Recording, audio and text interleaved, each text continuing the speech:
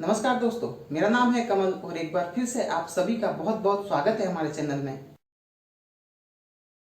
दोस्तों, आज के इस वीडियो में मैं बैंक बीसी बनने के प्रोसेस और उसकी रिक्वायरमेंट के बारे में बात करने वाला हूँ। दोस्तों, अगर आपका भी कोई सीएससी या कोई ई मित्र या कोई कंसल्टेंसी ऑफिस है और आप उसी ऑफिस में बैंक मित्र का काम शुरू करना चाहते हैं या फिर आप नए सिरे से बैंक बीसी का काम शुरू करना चाहते हैं, आपके पास कोई भी ऑफिस या कुछ नहीं है लेकिन आप नए सिरे से एक ऑफिस स्टार्ट करना चाहते हैं और बैंक बीसी का काम उसमें स्टार्ट करना चाहते हैं, तो उसके लिए क्या क्या डॉक्यूमेंट की जरूरत पड़ेगी, कौन कौन से प्रोसेस को फॉलो करना पड़ेगा और किससे आपको मिलना पड़ेगा, इन सारे प्रोसेस के बारे में आज के इस वीडियो में मैं आपको बताने वाला हूँ। अगर आप भी इन सब चीजों के बारे में जानने के लिए इच्छुक है तो इस वीडियो को अंत तक जरूर देखिए।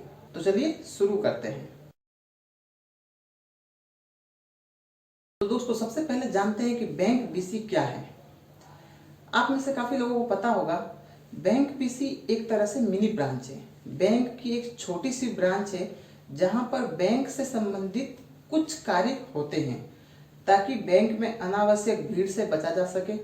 बैंक में जो कस्टमर ज्यादातर जिस काम के लिए जाते हैं वही कुछ काम बैंक बीसी पर अवेलेबल होते हैं ताकि कस्टमर को वहां पर नहीं जाना पड़े और बैंक में वही लोग जाए जिनको बहुत ज्यादा जरूरी काम हो जो बैंक बीसी से नहीं हो सकते हैं। तो इस प्रकार बैंक बीसी एक छोटी सी ब्रांच है जो प्रधानमंत्री जन धन योजना के तहत बैंक बीसी अलॉट किए जाते हैं हर बैंकों के, और वो बैंक द्वारा कैश विड्रॉल, कैश डिपॉजिट या फिर अकाउंट ओपनिंग जैसे कार्य या फिर प्रधानमंत्री जीवन ज्योति बीमा योजना, प्रधानमंत्री सुरक्षा बीमा योजना और अटल पेंशन योजना के लिए एनरोलमेंट जैसे कार्य करते हैं और इसके एवज में उनको बैंक द्वारा कमीशन दिया जाता है। बैंक बीसी लेने के लिए एजुकेशनल क्वालिफिकेशन कितनी होनी चाहिए? बहुत सारे लोग ये पूछते हैं कि बैंक बीसी लेने के लिए कितना पढ़ा लिखा आदमी होना चाहिए, क्या इसके लिए ग्रेजुएशन होना चाहिए या क्या इसके लिए बैंकिंग या फाइनेंस या कॉमर्स की कोई डिग्री होनी चाहिए। तो दोस्तों, बैंक बीसी के लिए कोई भी ग्रेजुएशन या पोस्ट ग्रेजुएशन होने की जरूरत नहीं है। इसके लिए आप सिंपल 10th पास होने चाहिए। 10th पास इसके लिए मिनिमम एजुकेशनल क्वालिफिकेशन रखी गई है ताकि जो भी बैंक बीसी का काम करे वो लेन देन वगैरह में अच्छे से कर सके, क्योंकि बैंक बीसी का जो काम है वो ज्यादातर पैसे से संबंधित होता है, फाइनेंस से संबंधित होता है। तो वो लेन देन में अपना हिसाब किताब अच्छे से कर सके और लोगों को योजनाओं के बारे में समझा सके, फॉर्म वगैरह भर सके और जो भी कार्य दिए जाते हैं उसको वो सही से कर सके। इसके लिए मिनिमम एक क्वालिफिकेशन रखी गई है 10th पास की। तो कोई भी बंदा जो 10th पास हो वो बैंक बीसी का कार्य कर सकते। दूसरी चीज यहाँ पर बात आती है कि बैंक बीसी बनने के लिए क्या क्या डॉक्यूमेंट चाहिए। तो डॉक्यूमेंट के रूप में आपको सिर्फ एक आधार कार्ड आईडी प्रूफ के लिए, एक पैन कार्ड, क्योंकि जब भी आप बैंक बीसी का कार्य शुरू करेंगे तो उसमें आपका कमीशन बनेगा और जब कमीशन बनेगा तो उसमें से आपका कुछ टीडीएस कटेगा। वो टीडीएस आपके पैन के नंबर के अकॉर्डिंग जमा होता है, तो इसलिए आपको एक पैन नंबर चाहिए और एक आपको पुलिस वेरिफिकेशन बनवाना पड़ेगा, तो जो कि 6 महीने से ज्यादा पुराना नहीं हो, क्योंकि बैंक जब भी बीसी अलॉट करती है तो वो उसकी एक कैरेक्टर प्रोफाइल चेक करने के लिए आपसे पुलिस वेरिफिकेशन लेती है। और चौथी चीज एक यहाँ पर जो जरूरत पड़ती है वो है जो एक इंस्टीट्यूट है IIBF, Indian institute of banking and finance, उसके द्वारा एक सर्टिफिकेट मिलता है बैंक बीसी का कार्य करने के लिए। तो वो सर्टिफिकेट आपको आपके पास होना चाहिए। लेकिन इस सर्टिफिकेट में यहाँ पर रियायत दी जाती है शुरुआत वाले बीसीज को। तो अगर आप बीसी का काम स्टार्ट करना चाहते हैं और उस समय आपके पास वो सर्टिफिकेट नहीं है तो आप स्टार्ट करने के 6 महीने के अंदर अंदर आप वो सर्टिफिकेट सबमिट कर सकते हैं, क्योंकि उस सर्टिफिकेट के लिए आपको एग्जाम देना पड़ता है और एग्जाम में अगर आप पास होते हैं तभी वो सर्टिफिकेट मिलता है। तो वो चीज आप एक बार बीसी बन जाए उसके बाद आप एग्जाम देकर और सर्टिफिकेट लेकर आप सबमिट कर सकते हैं। एक और सवाल यहाँ पर आता है कि इसके लिए क्या इंफ्रास्ट्रक्चर चाहिए।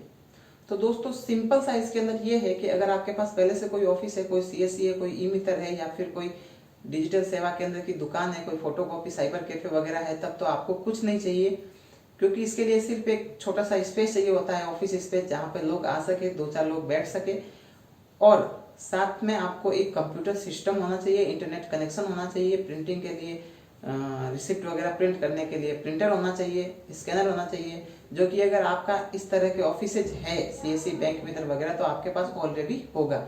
लेकिन अगर आपके पास नहीं है और आप नए सिरे से स्टार्ट करना चाहते हैं तो आपके लिए ये सब रिक्वायरमेंट होगी। एक आपको चाहिएगा कंप्यूटर, एक प्रिंटर, या फिर प्रिंटर ऑल इन वन जो होता है, प्रिंटर स्कैनर वगैरह, वो कुछ छोटे मोटे फर्नीचर्स चाहिए, टेबल चेयर्स वगैरह, और एक आपके लिए कम से कम 10 बाई 10 का रूम चाहिए जिसमें आप अपना ऑफिस लगा सकें और जहाँ पर 2-3 लोग बैठ सके। तो ये छोटी सी रिक्वायरमेंट है जिसके द्वारा आप बीसी का काम या बैंक मित्र का काम संपन्न कर सकते। कितना पैसा लगेगा, एक सवाल ये भी आता है कि इसमें कितना पैसा लगेगा। तो पैसे की अगर बात करें तो जो मैंने आपको इंफ्रा बताया, जो इंफ्रास्ट्रक्चर मतलब आपकी जो मशीन, कंप्यूटर, फर्नीचर वगैरह है, इस सब के बारे में तो आप जो मैंने बताया उसके हिसाब से आप अंदाजा लगा सकते हैं कि कितना इन सब चीज़ों में खर्चा आएगा। अगर आपका पहले से कोई ऑफिस है या दुकान है तो ये सब तो आपका लगेगा नहीं। लेकिन इसके अलावा क्या लगता है, इसके अलावा ये लगता है कि जो आप जब भी आप बैंक बीसी के लिए अप्लाई करते हैं तो बैंक डायरेक्ट आजकल बीसी नहीं देती है, बैंक देती है कॉर्पोरेट बीसी के माध्यम से।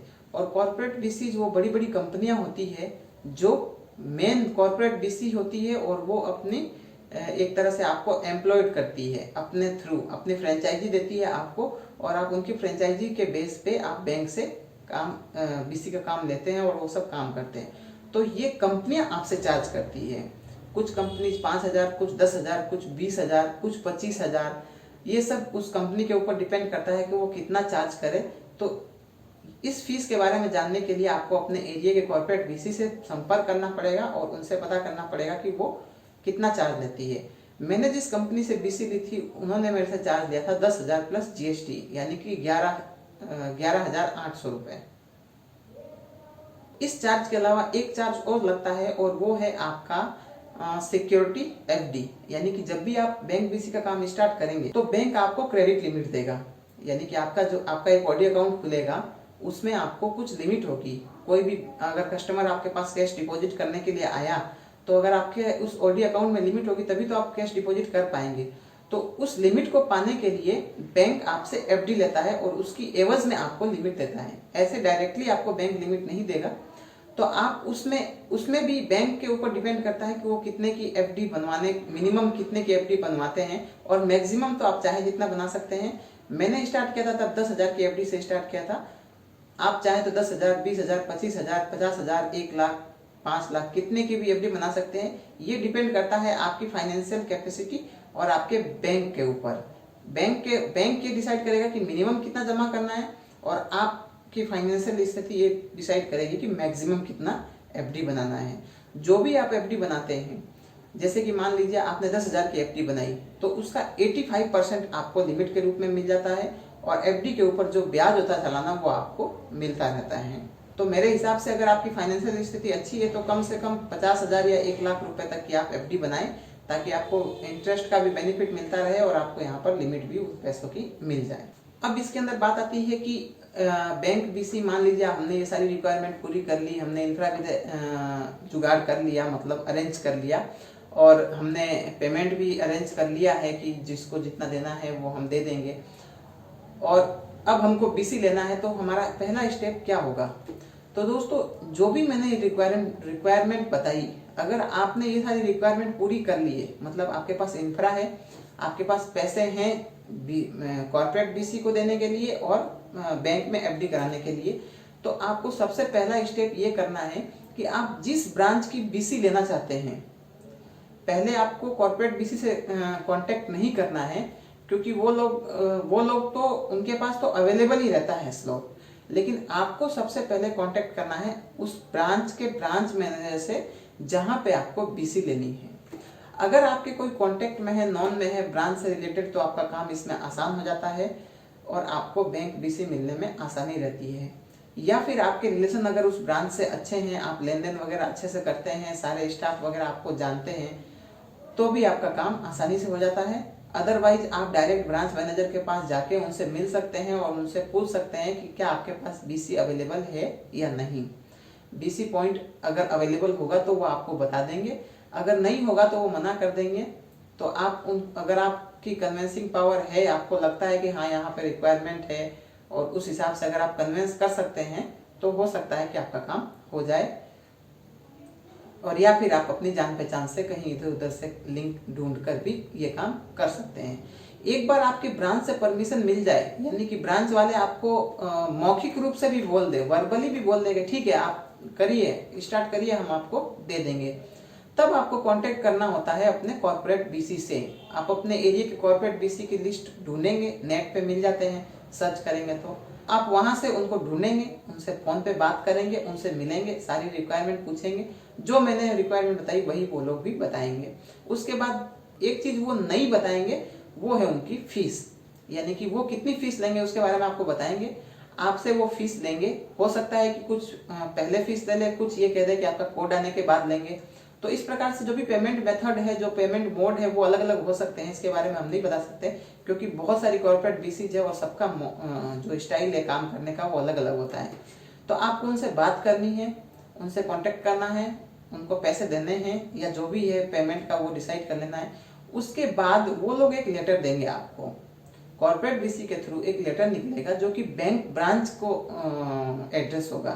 बैंक ब्रांच मैनेजर के नाम से आपको एक लेटर देंगे और उसमें ये लिखा रहेगा to the branch manager this bank this person is authorised from us, यानी कि वो कंपनी वाले लिख कर देंगे कि हम इनको ऑथराइज कर रहे हैं बैंक बीसी बनने के लिए।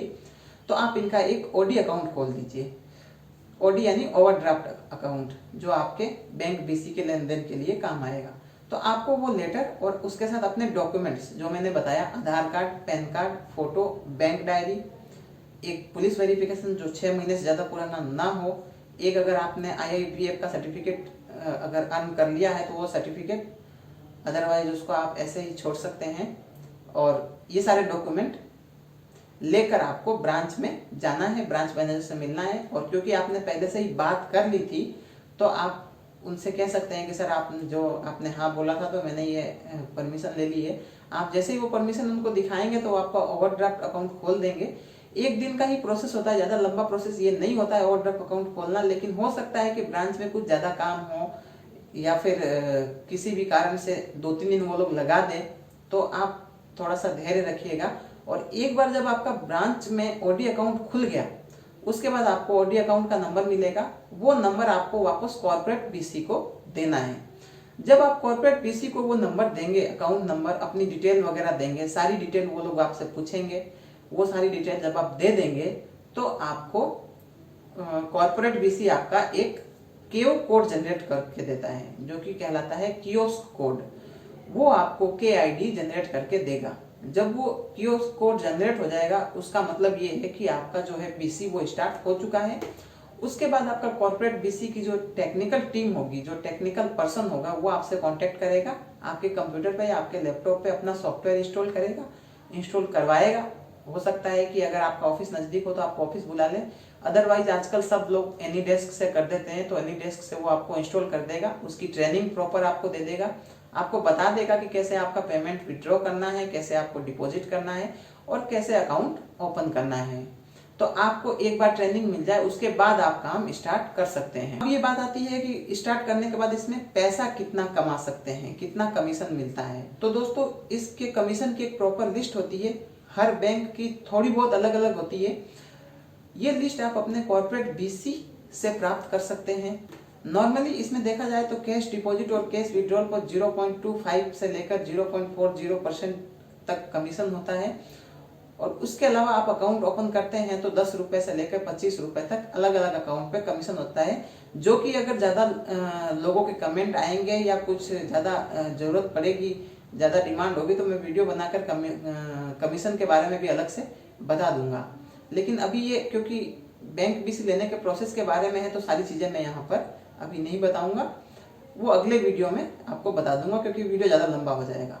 तो एक बार आपका बस ये स्टार्ट हो गया, आपको कमीशन वगैरह बता देंगे, उस हिसाब से आप पेमेंट कमा सकते हैं। अब इसके अंदर कुछ बैंक्स ऐसी होती है जो सैलरी भी देती है 2000, 3000, 5000 तक, लेकिन बहुत सारी बैंक जो है वो सैलरी नहीं देती है।